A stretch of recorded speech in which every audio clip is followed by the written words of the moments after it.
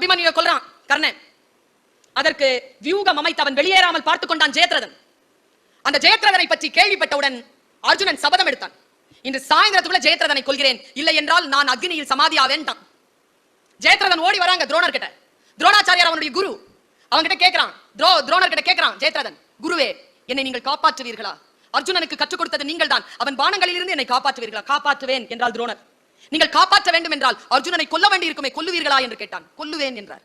எப்படி சொல்கிறீர்கள்? உங்களுக்கு தான் அர்ஜுனன் என்றால் பிடிக்குமே. இல்லை, நான் சத்தியத்தின் பக்கம் நிற்கிறேன், நான் ஒன்றுக்கு வாக்கு தந்திருக்கிறேன், அந்த சத்தியத்தின் பக்கம் நான் நிற்கிறேன், எப்படி உங்களை நம்புவது?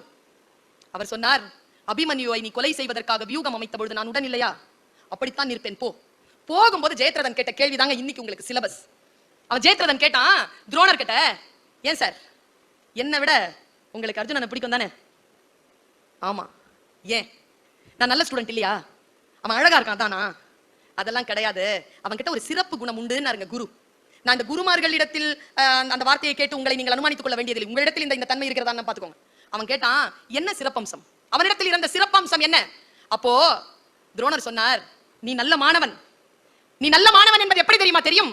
எதை கற்றுக் கொடுத்தாலும் உடனடியாக கற்றுக்கொள்வாய், அதை உடனே அப்ளை பண்ணுவ, அதன்படி உடனே நிப்ப. நீ நல்ல ஸ்டூடெண்ட் தான். ஆனால் உன்னை விட அர்ஜுனன் சிறந்தவன். ஏன்?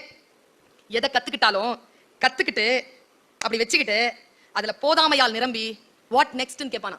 இதை விட சிறப்பாக எதனும் சொல்லி தர முடியுமான்னு அடுத்ததுக்கு நிப்பானாங்க. குருவுக்கு எவன் வேலை வைக்கிறானோ அவன் தான் மாணவர்களிலேயே சிறந்த மாணவனாக இருக்க முடியுமே தவிர குரு தருகின்றதை கேட்டுக்கொண்டு போகின்றவன் மிக சாதாரண மாணவன் என்பதனை துரோணர் சொல்லுகிறார். உன்னுடைய வாழ்க்கையில் நீ பயணப்படுகின்ற பொழுது எல்லோரும் எங்கே சமாதானமாகி நிற்கிறார்களோ, சமாதானம் இல்லாமல் அடுத்த நிலைக்கு என்ன என்று ஏறி நிற்கின்றவன் தான் இந்த உலகத்தை தலைமை கொள்கிறான். போதும் என்கின்ற நிலையில் நிற்காமல் அடுத்தடுத்த நிலைக்கு தன்னை தானே உயர்த்தி கொண்டு செல்லுபவன்.